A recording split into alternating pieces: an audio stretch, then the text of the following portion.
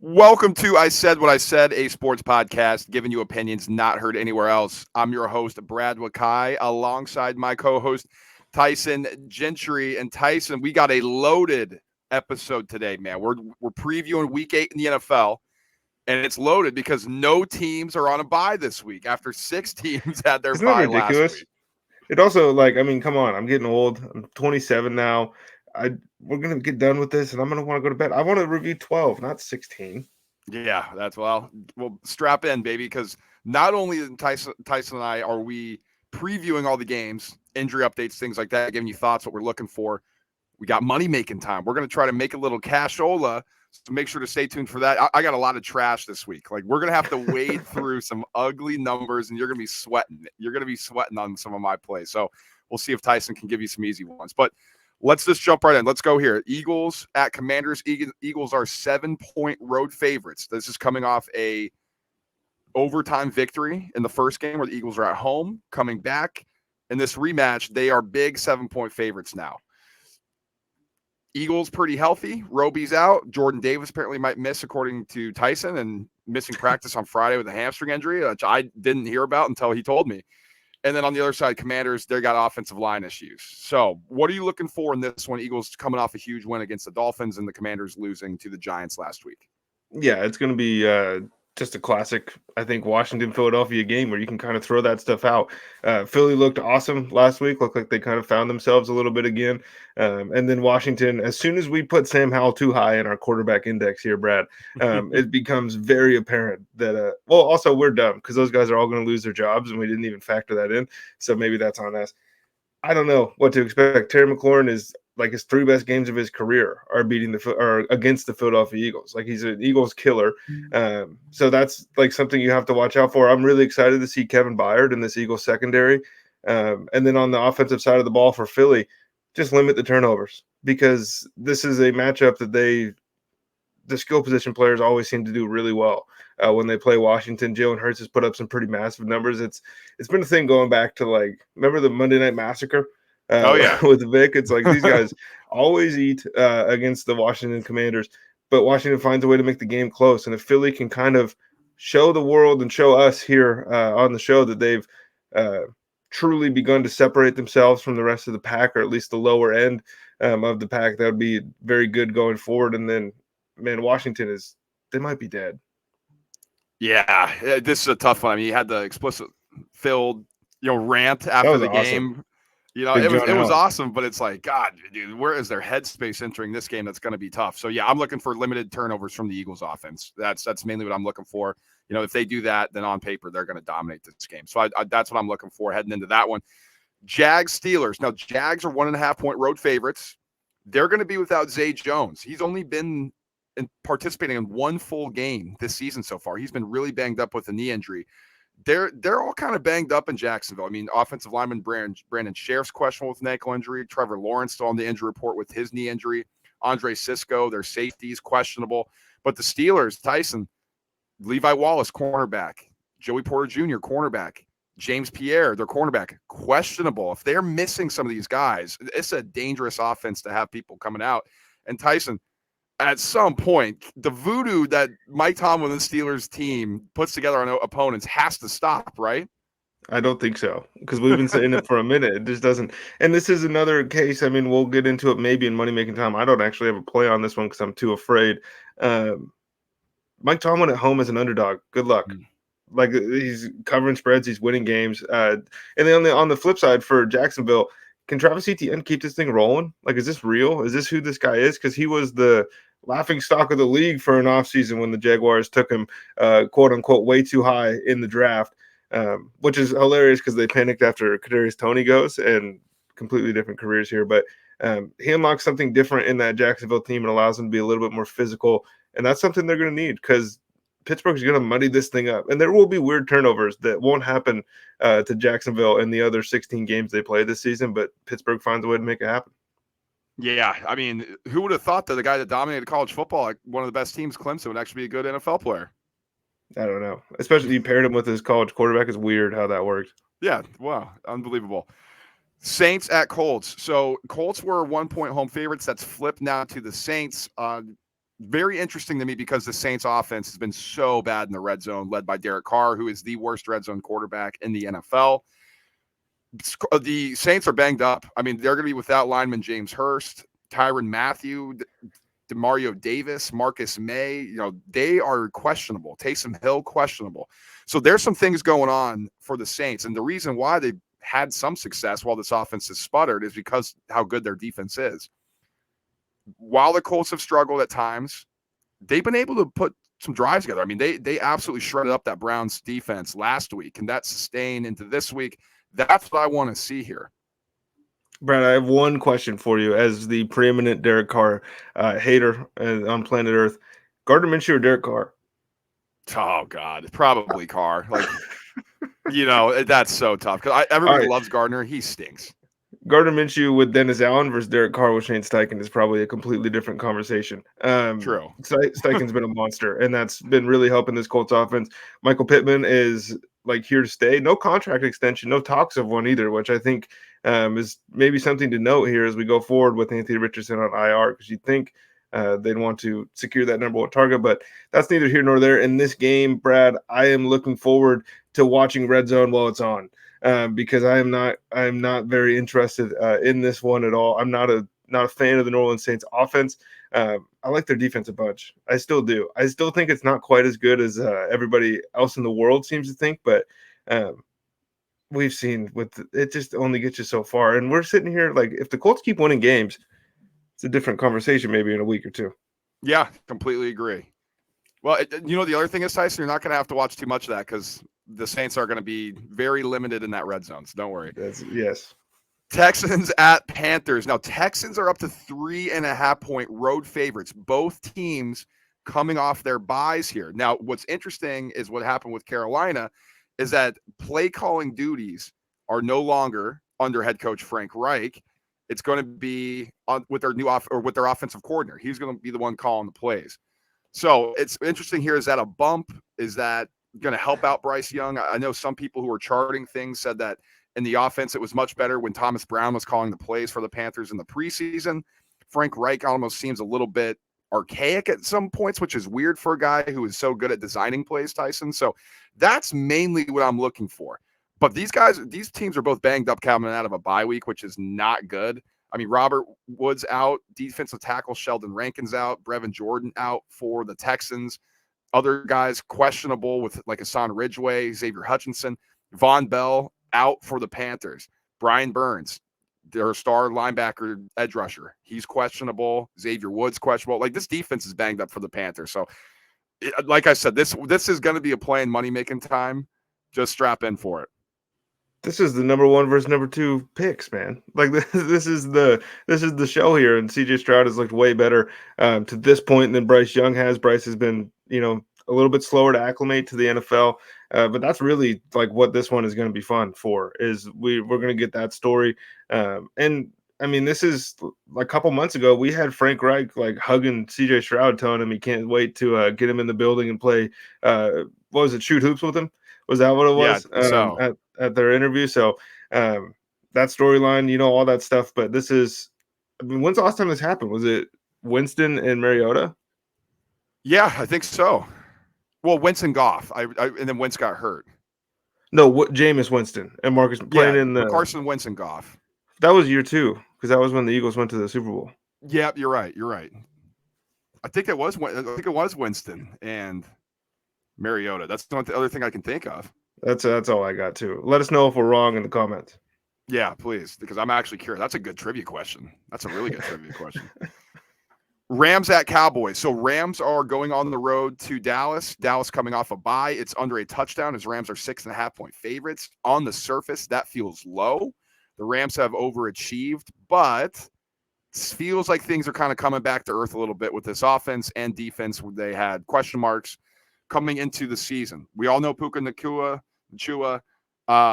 Cooper Kupp, who was limited last week, but this is a different test. And we see what happens when this Rams offensive line gets pressured, when Matthew Stafford gets blitzed, and that's what the Cowboys can do in this one. Both teams pretty healthy coming into this. Cowboys off a bye, you expect them to be able to attack something that the Rams can't do. So I just want to see what type of Cowboys team shows up, because this feels like a game where they just blow somebody out and we all buy back in.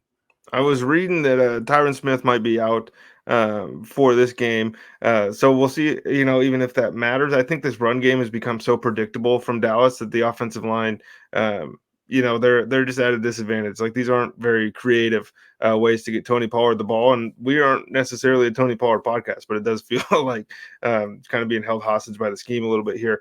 And then I just think the Rams wide receivers are going to go crazy. I don't really know what else is going to happen in this game. I do think that both Cooper Kupp and Puka Nacua probably are going to eat in this one. And then, are the Rams going to make the playoffs this year, or was that all just a joke? Because if they lose this one, it's going to get real hard to get there. Yeah, very good point.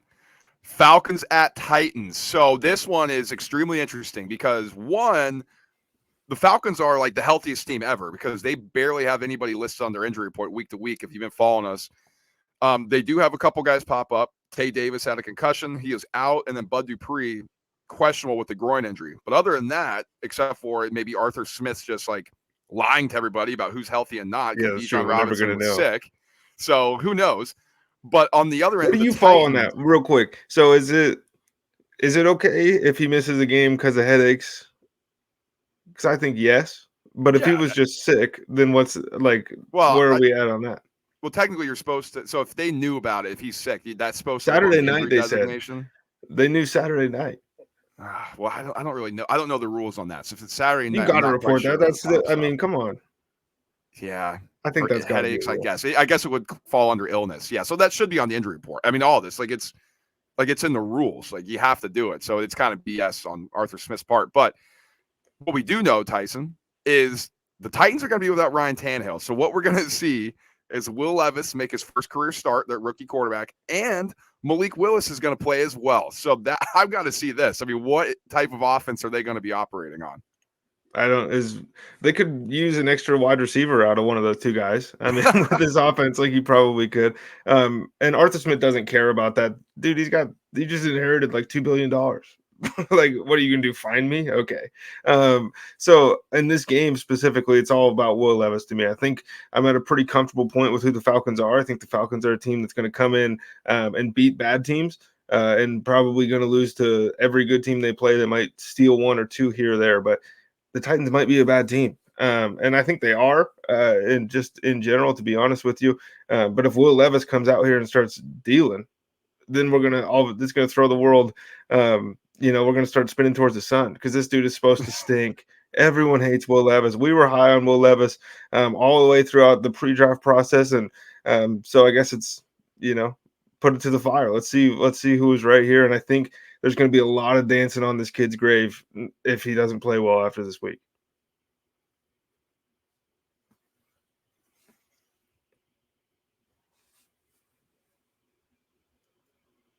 I cut out there for a second. I apologize here, but I had just little technical difficulties here. But I think we're going to see flashes.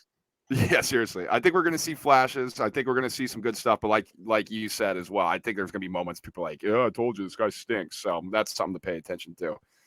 Jets at Giants. Now, it's in MetLife, so no real road game here. It's the same home stadium for both.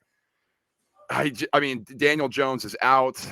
So it's another game of Tyrod Taylor. Gary Brightwell, their backup running backs, also out. Andrew Thomas, doubtful. Their left tackle. So we have 4 starting offensive linemen that may miss this game for the Giants. I mean, so what I hear is John Michael Schmitz, he's probably going to play, their rookie center. So that's a good sign for them. But they're just so banged up. And on the Jets side, they're getting guys back. DJ Reed, Sauce Gardner, back off the bye, which is, I think, extremely scary for the Giants, who only put up 14 points against the Commanders' defense that's been leaky. But what I want to see here, Tyson, is with a week of off, with a week of preparation to prepare for a Giants defense, how does Zach Wilson look? How does Nathaniel Hackett game plan to attack this? I think that will be very telling about not only Zach Wilson, but about Nathaniel Hackett going forward. You're not mad at Zach Wilson for going to Utah or whatever it was? People were freaking out at him because he didn't take the bye week seriously or something. Didn't we just see a million people on the side, like CJ Stroud? If he was on his bye week, he was in Ohio State. That's what who cares? It's so ridiculous that people would get upset. But the NFL moves so fast that it's almost like we forgot that the Jets just beat the Philadelphia Eagles going into the Right. bye. Like, this team they're on fire right now. If you asked anybody in the country after Aaron Rodgers tears his Achilles to start the year, who would have picked him to be here right now, coming off their bye? And this is a defense that's going to be able to get after it. The Giants offense looks a little better over the last couple weeks. I don't think it's a Tyrod Taylor is better than Daniel Jones take. I just think maybe the offense is finding its footing. Jalen Hyatt looks pretty good, actually, in the limited amount that we've got to see from him. But this is all about the Jets for me, man. Like, if this team keeps it rolling, if Zach Wilson looks good, we got a whole new beast that everybody in the AFC is going to have to try to keep out of the playoffs, because I don't think anybody's going to want to see these guys late in the year. Patriots at Dolphins, always a tough place to play for New England when they go down to Miami. Now, normally that comes later in the year when it's already cold up there in Boston and they got to go down to Miami. I'm curious to know if it's more so a weather spot thing, or is it just like a travel and it's just a place that they struggle to play, like when Miami goes to Buffalo. Like, it just doesn't matter. It's always a tough place for them to play. So that's one of the things I'm mainly keeping an eye on. Patriots are banged up. Like, they are banged up. A ton of players questionable, were limited during Friday's practice. That includes Keon White, who has a concussion, Trent Brown, offensive tackle, Sean Wade, their cornerback. And I'll tell you what, you're going to need corners if you want to play against the Miami Dolphins, because as we found out, the people who are on the list on the injury list, Raheem Mostert, Tyreek Hill, they're all playing. So to me, what I'm looking for, Patriots did a good job of limiting the Miami Dolphins in spurts the last time these guys played. Did Mike McDaniel learn from that? And is he going to be able to kind of change and counter what Bill Belichick wants to do? Or is he just going to say, they did it one time, let's see if they can stop it again? And on the flip side, like, does the Patriots offense kind of keep it rolling a little bit after what they did last week against the Bills? It wasn't very pretty all the time, but they scored enough points to win the football game, and Mac Jones leads a game-winning drive, which is not a sentence that people thought they were going to say a week ago, me included. Did you see they waived Malik Cunningham? Yeah, I did. They just signed him to a 3-year contract. I haven't followed up on that at all. So if there's any Patriots fans or something, go ahead and let us know why that was, because that was weird. It's always weird over there, man. Can the Dolphins cover this number? It's big. You would say no, but oh man, history says that the Dolphins can get after them. Yeah, I think they can. Vikings at Packers. Vikings 1.5-point road favorites as it stands right now, heading into Green Bay. Vikings coming off their huge victory over the 49ers, and the Packers that was not a good performance off their bye, playing the Denver Broncos last week. They're getting a little healthier, but the defense is still questionable. Jair Alexander, Devondre Campbell, they could play, they could not. Aaron Jones, finally off the injury report, says this is the healthiest his hamstring has felt since sustaining the injury. I think he's a huge piece for that. Luke Musgrave found himself questionable with an ankle injury, but I think he's going to play. For the Vikings, I mean, how good did Jordan Addison look in the absence of Justin Jefferson? Can he continue that? I want to see what type of stuff that the Packers put on the field against a team that's going to blitz them heavily. And I want to see if this is the same old Viking. This feels like such a Viking spot to come out and just put up a nothing burger on offense and have the entire world go, oh, yeah, it's the Vikings. But all of Monday felt like, we're waiting for the other shoe to drop. It doesn't. Was that a one-off? Because Minnesota's kind of on fire right now. They were buried by everybody, us included, after about upon Justin Jefferson's injury. Everyone was like, these guys are dead. And they've just been ripping stuff off. If they can come out and get a win, because you said it, the Packers have, every time you watch them, it's oof. That's like the exact noise you want to make, especially in the first half. The Vikings could jump on them early. Yeah, it's been ugly. Browns at Seahawks. What we know, Tyson, Deshaun Watson missing another game, shoulder injury. I don't know. He's been cleared. I don't know what's going on there. It's just a super weird situation. So, do you think any of it has to do with what people are saying? That he watched the Browns run Baker out of town for playing through injury? I don't think so personally, but there's an argument to be made with $250 million already in your pocket. Yeah, I don't know. I don't want to speculate too much on that. I just think it's just so strange. And Brady Quinn, I saw, was going at it with his agent, Yeah. Deshaun Watson's agent. So like, if there's something going on that you don't know, why don't you let everybody know? Because right now people are going to speculate because this is a weird situation. What we know is he's cleared to play, that he's healthy enough to play, and yet I guess it's a shoulder injury. I guess it's something else that's preventing. So I don't know, but beyond that, Jerome Ford banged up with an ankle injury. He might not be 100%. So, Kareem Hunt probably going to get the majority of the load here in Seattle. I want to see this, man. This Seahawks defense has turned into one of the best units in the NFL. Like since week 3 on, it's been the Browns and the Seahawks as the best defenses. Does that sustain it here? And is this a good test against a PJ Walker led Browns team on the road in a tough place to play? I will say that I really think that like we nailed the Devon Witherspoon take. That's not what I'm trying to get at here. He's been awesome, but I feel like Amari Cooper is like the exact guy you would drop off if you were in the NFL and you wanted to welcome somebody to it. If he performs well, and we all kind of discount Amari Cooper as a player until every week it's like, oh, he did what, or he did, every week his stats are better. For some reason he's buried, so I'm excited to watch that matchup specifically, and then can Seattle, kind of keep this thing rolling because at times it's been really not fun for them on offense, and this Browns defense is going to be able to exploit those things. Myles Garrett was the best player in the NFL last week. If he does that again, like he won the game, he scored 10 points by himself for the. And if you count the field goal he blocked, it's Right. It's pretty crazy what he did. And if he keeps that going, then like Seattle's in trouble, man. If he just shows up and says I'm going to win again, because him and TJ Watt are probably the only two players in the NFL at that position that they just win the football game. The game is over when they decide. It's super impressive what he's doing. And we all know TJ Watt, former defensive player of the year, and he's doing the same thing for the Steelers. It feels like he's always does. So it's crazy. Bengals at Niners. So Bengals 4.5. The Niners 4.5 point favorites. It's interesting here because Deebo Samuel's already been ruled out with a shoulder injury.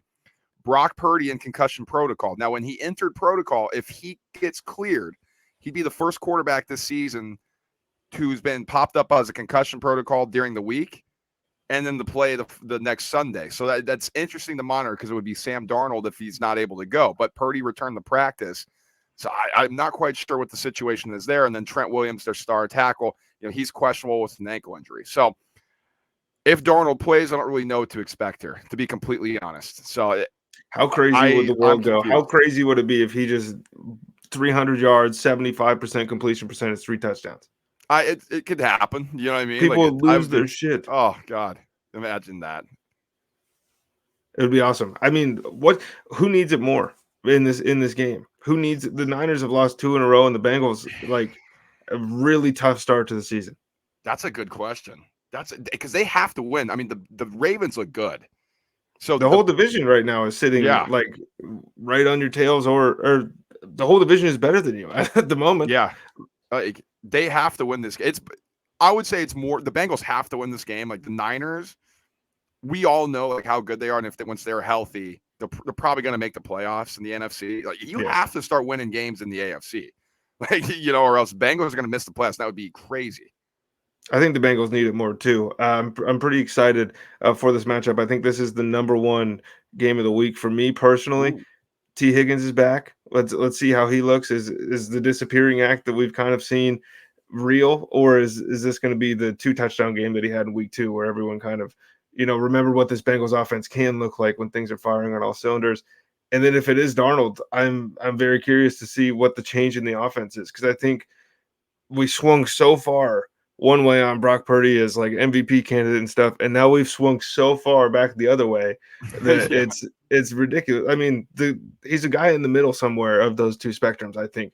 But if Sam Darnold comes out and balls, it's going to be a really fun week for sports media.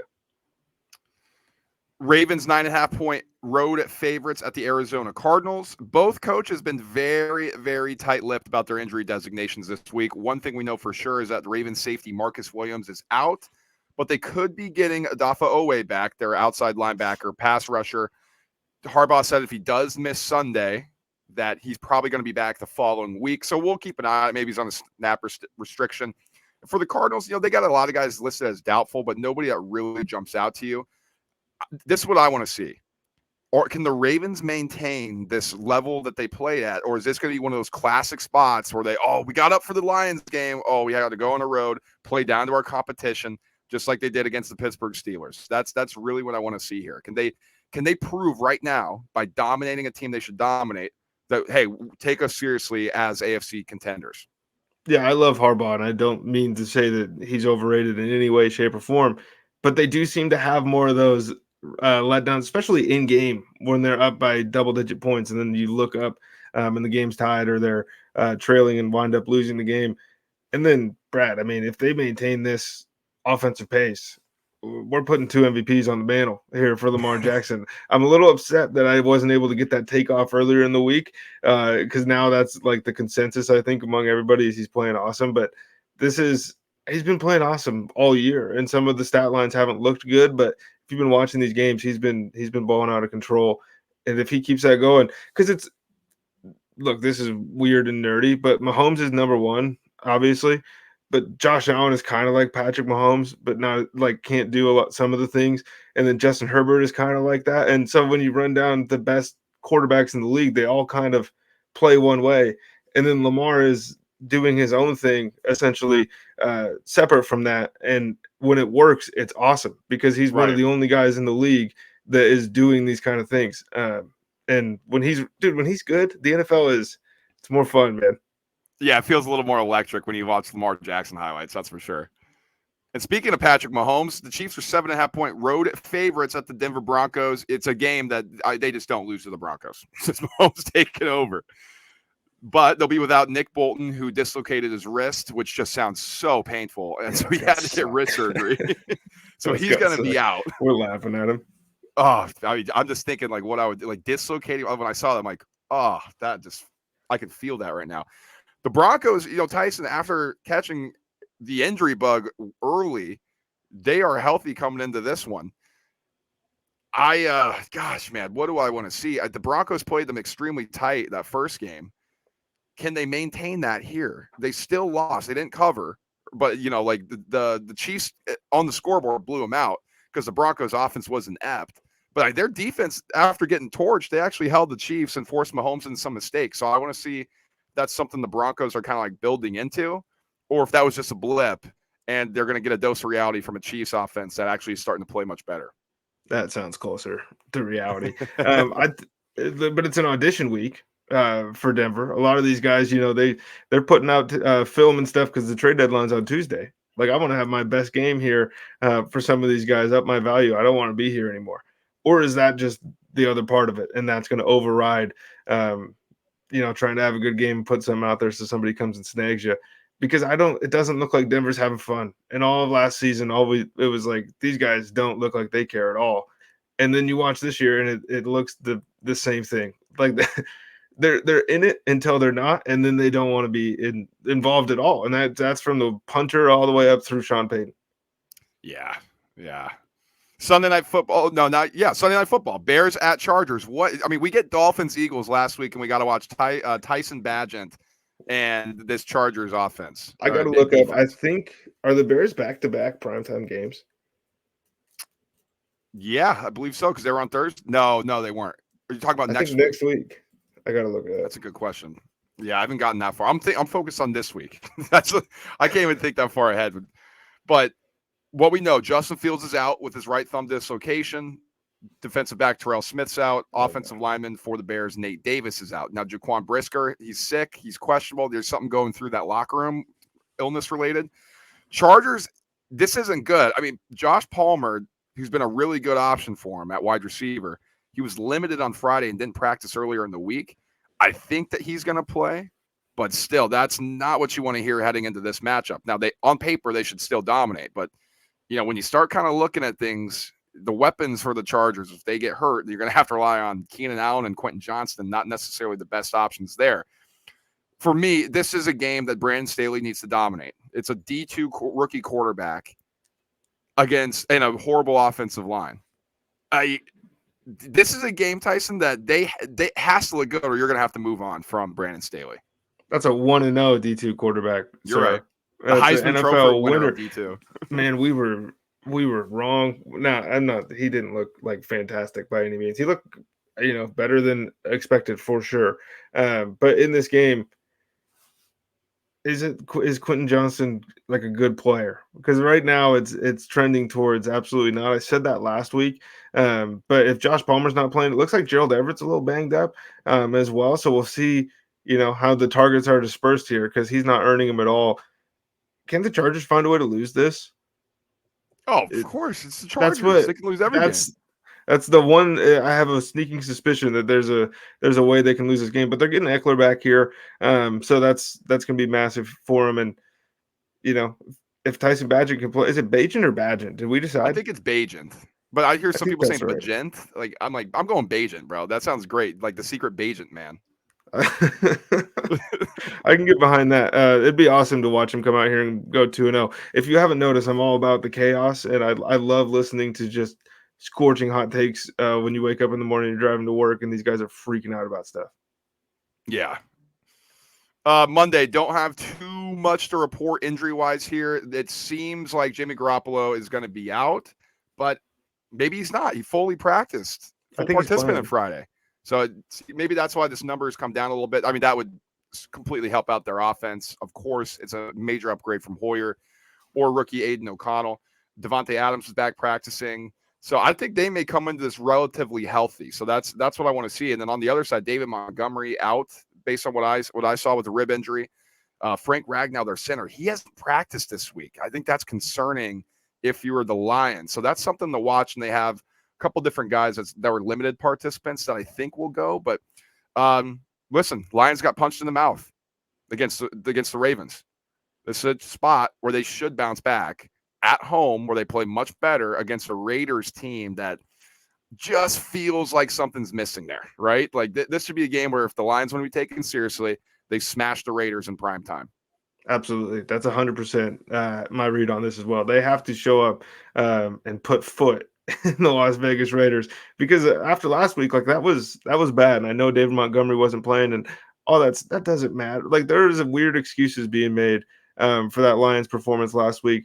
And I mean, Vegas looked so bad. And I know it was Brian Hoyer, but that doesn't really excuse the defense. Like, are you kidding me? That's the performance that we get. Again, a D2 quarterback in his first NFL start, and he's fine. Like, he's not supposed to be fine. He's supposed to be in trouble. That's the thing. Like, you can look at that stat line and be like, oh, the defense didn't do that bad of a job. I mean, come on. And then yeah, that's it. That's all I got. The Lions better smash. They got it. Yeah. They got to. That's for sure. Okay, Tyson, now it's time, baby. Let's get into money making time. And you know what we do. If we have a bad week, if we have a good week, we don't hide. We don't do anything. We're here giving it to you straight. So let me get this in here. Week 7 recap. So I went 3-2. So play of the week. Got you a push there. Yeah. The Eagles -2.5 play of the week. That got home comfortably. I hit 2 of my teasers, Colts +9.5, Giants +8.5. These are both 6-point teasers. I got the Falcons 8.5, Seahawks 2.5 on that one. Now I tried to be sneaky. I tried to be smart, getting a middle here with the Dolphins going up to 8.5, but it wouldn't have mattered anyways. They didn't cover that number, and the Bills lost as I took them down to 1.5, so that didn't matter. And then we were snake bitten by the Rams after they were dominating. So, 3-2. I was plus 0.37 units this week, Tyson. That's good because I did not perform very well at all. Eagles money line, that was simple, but it was the last game of the day, so it didn't feel as good to get that one home. We already mentioned the Rams game. The Packers, Brad, are in timeout for a little while. I'm not going to play the Green Bay Packers going forward for a minute. And then you were nice enough to give me a push on the Bijan Robinson 24.5 reception yards. I didn't know that till right now. That makes me happy. I wish I could have gotten a push for real with my money. Yeah, so DraftKings gave that out, and Tyson's, he's in Montana with his stuff, so they're just going to be crooks and take it. So DraftKings was nice enough to refund. So Tyson was down because it was 1.32 units this week. So on the season, I'm down 2.91 units. Tyson's still up 1.79 units. That brings our podcast only down 1.1 1-2 units, which means we're coming along. If I can turn it around, I've only had a couple bad weeks that have really screwed me over, so I'm hoping that's not the case here. So let's get into things, Tyson. I got 6 picks. You have 5, so I'll start things off. I said off the top, this is going to be kind of a gross week. I think you're going to have to wade through some trash here, take some lines that you're uncomfortable with. So I'm going to start it off here. Now, I wanted to take them when they were at the 3, but this got above that number. So I'm actually going to buy a point down and take the Seahawks -2.5 here at -148. Here's the thing. I just don't believe in PJ Walker. If you looked at some of the metrics, I know people love him, but PJ Walker is the second worst quarterback that played in the NFL behind Jimmy Clausen based on some advanced metrics that I saw and was. I was wondering who that name was going to be.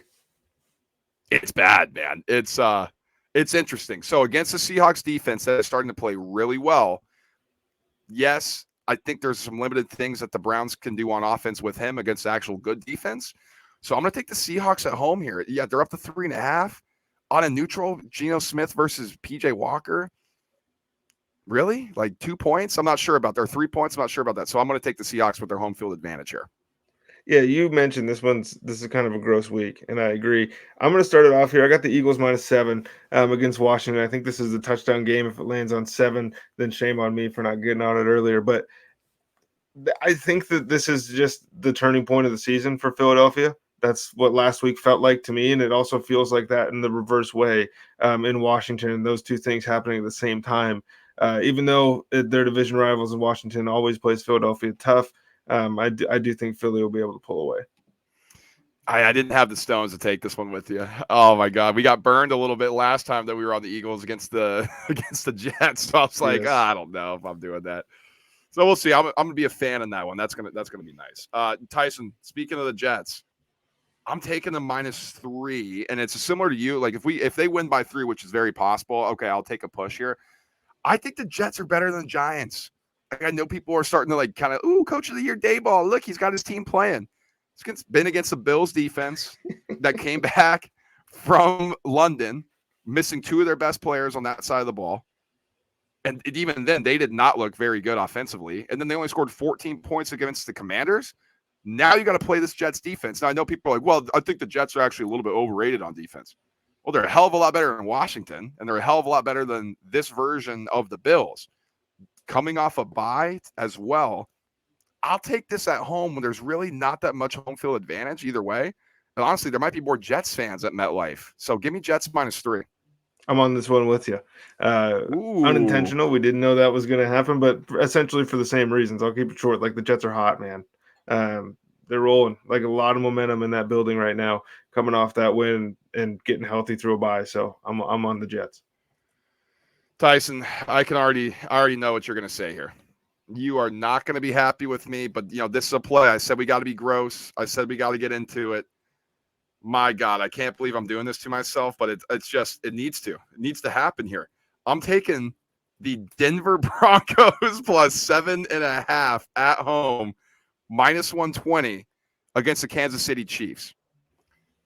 Sometimes there's just numbers that you have to play, and this is it. No, this is a situation that you got to play this year. Getting above a touchdown at home, you got to do it. You got to do it at some point. Dude, that's the most degen reasoning. That's insane. You don't have to take the numbers. You got to do it, dude. I'm telling you, this is a time here that the Broncos, if they're going to lose, it's going to be by a field goal or by a touchdown, and we cover this number. So give me Broncos +7.5. You're a sicko. I'm going to get so many texts in the fourth quarter of this game from you just fuming. That's incredible. My next one here, Brad, I have the Atlanta Falcons -2.5 against Tennessee. We saw Ritter on the road last week. Obviously, the fumbles hurt like a ton. Like that was ridiculous. Fumbles out of the back of the end zone, fumbles on, what was it, the 2-yard line right before he had fumbled out of the back of the end zone. So it wasn't timely for him, but that offense, seemingly is good enough to win games. Like, I guess that's what's going on. That's what it feels like, at least. And we all make fun of Arthur Smith, but Arthur Smith is going to keep his job because the Falcons keep winning football games.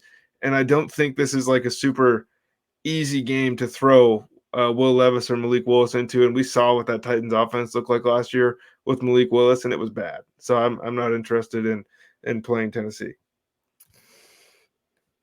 Well, I'm going to do a 6-point teaser here. I'm taking Tennessee up to 8.5. And I'm taking the Packers up to 7.5. So a couple key numbers there. Now, the reason why I'm taking the Titans up, Tyson, is one, they're at home, and Vrabel's really good as a dog, and especially a home dog. His familiarity with Arthur Smith. Now, Arthur Smith, as everybody knows, I think, was the offensive coordinator for the Tennessee Titans. So I think there's going to be some familiarity combined with the unknown of the starting quarterbacks, or really about the quarterback play for the Titans, like how that's going to look. There's really not much on tape. What's it going to be? And the total is extremely low at 35.5. So a low total game, I'm going to take the number up based on familiarity and uncertainness regarding the quarterback, which I don't think they can scout. And then as far as the as far as the Packers go, Tyson, divisional dog again at home. This is a spot that the Vikings could lose outright, and you're going to give me over a touchdown. I don't care how bad that the Packers have looked. I don't care how good the Vikings have looked. You got to give me this all day. So that's a minus 134 6-point teaser. I like that one, actually. What's your record this year on the teasers? We're going to have to go back through and break that one out. My next play here, Brad, I don't have the guts to play the number, but I'm not afraid of the money line odds here. The Houston Texans at minus 178 at Carolina. I understand that. They're just a better team. Like Houston, Tank Dell is back. That's going to be huge for that offense. Houston's defense is physical and they're fast, and I think they're good enough to, keep Carolina from scoring the ball enough to stop that Texans offense, which it's just a weird year because all those sentences didn't feel like what I should be saying, but that's what's happening. Oh, man, Tyson, we're going to have to walk the tightrope, I think, for play of the week. You were trying to talk me into Carolina Panthers making the playoffs before the podcast started, so I'm imagining their schedule's getting easy, I'll tell you that much. But this is kind of gross here. I'm not going to lie. For another teaser, 6-point teaser, I'm taking the Chargers down from 8.5 to 2.5. I'm getting the Lions from 7.5 down to 1.5. Don't necessarily love. Yeah, it feels pretty square, to be honest. I mean, just obviously these kind of stick out to you, but the Chargers should win this football game, and they should win it handily at home by more than the field goal. If they have to win a field goal, all right, you know what? We got ourselves under the key number. And I think the Lions just smashed the Raiders, but it's an interesting spot there. So I wanted to get a little bit more safe by just getting it under a field goal number. So minus 134, I'm willing to play that. And Tyson, this is Sunday Night Football, Monday Night Football special. So we're going to have action on the primetime games no matter what. There you go. That's important. My play of the week, I guess here, Brad, just going back to the well, man. New Orleans Saints, Indianapolis Colts under. The number right now is 43.5. The Colts might get there themselves. This team is so weird. Like when they explode on offense, it just kind of feels normal. That probably shouldn't be happening with the guys that they have. But the Colts could screw me. But I don't think the Saints offense is going to be good enough to hit this number yet again. Like, I'm playing anything with the Saints in it under 39.5 or under 40.5 probably. Dude, it's so gross. Like their offense is so hard to watch. Oh gosh. Now, what else is going to be? What might be really hard for me to watch, Tyson? I'm going to play of the week, and I've been teasing this the entire time. We've had some trash in there. There's nothing that's more trashy than this play, because I'm taking for my play of the week the Panthers plus 3.5 at home. We got the hook here. I was waiting for that. I couldn't believe it popped. I was going to take them plus 3 either way. I'd been frustrated with the push. So Tyson and I are really going to have to tightrope this thing. We're going to want the Texans to win by a field goal, because both of us win if that's the case. But I think just based on both teams coming off a bye, they're both rested. I understand that the defense for the Panthers is pretty banged up, but I think the play calling change is going to help them out. And you're going to tell me right now that the Texans are a 3.5-point road favorite against anybody in the NFL that seems premature, like on a neutral site, that the Texans are 5-point favorites? That feels a little premature as well. I think the Panthers are worse than you think. That's probably what's mostly going on here. I don't know if they're this bad. That's the other thing too. I think right now they're power rated as like the worst team. When I think they're honestly, the worst team. I think the Cardinals are worse, but we'll see. I think we'll know a little bit more with the play calling change. I'm banking on the positive change, and that the move a little bit better and looks more smooth. So I'm going to take a shot. Play of the week. Let's get gross. It's been a gross week. Sticking with the theme. Panthers plus 3.5 minus 120. Out of the mud this week, people.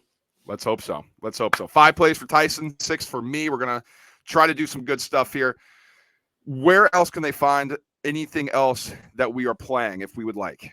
It'll be if we would like, they gotta like it, man. We would love if you guys would hop in the Chalkboard app, in the App Store or Google Play, wherever you download your apps. Group name is the Roundtable Presents ISWIS presents the Roundtable Bets. Just type in any of those, and you'll get right to our group. We'll let you write in. It's free. You can type in my name or Brad's name.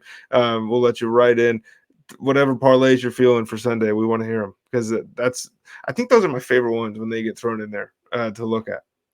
Yeah, it's always fun. I mean, we never say like we're rec bettors, we're not pros. Like pros aren't doing that, but we like to have some fun and have if we can get a $5 one for a couple $100, you like looking because you're cheering for somebody. Exactly. So get in there, like Tyson said, like, subscribe, and share the show. In the meantime, whether you're watching us on YouTube, smash that like button on the way out. Listen in podcast form, please rate, review, give us 5 stars if you haven't already, and if you already have, go ahead and share that with your other friends who are football fans as well. Because, Tyson, if they didn't listen, we previewed the college football games happening Saturday. So make sure to listen to that as we get you set for those games. I know this is not a huge college slate, but that's what the NFL is for. So we got you covered on all fronts. So enjoy your weekend. Enjoy your Halloween weekend as well. You got any big plans? I guess. I mean, I'm not a big I don't know, man. I gotta go to a party, and I'm conflicted. I'm not super pumped. I can just feel your excitement through here, and I think our listeners can as well. But everybody stay safe out there. We will talk to you next week, breaking down what happened in the NFL games. Are you a Halloween guy real fast? Oh, sometimes. Like this year I'm pumped because I got a sick costume. Nice. What do you got? Oh yeah, you got to tell the people. Stone Cold Steve Austin, baby. It's gonna be fun. And if Brad goes 6-0, he's coming back on the show next week in that costume. Oh, I'll if I go 6, geez, if I have a winning week, I'll wear the costume. I'll have the belt and everything. So everybody enjoy your weekend. If you're doing something for Halloween, stay safe out there. We'll talk to you next week breaking down the NFL. Peace.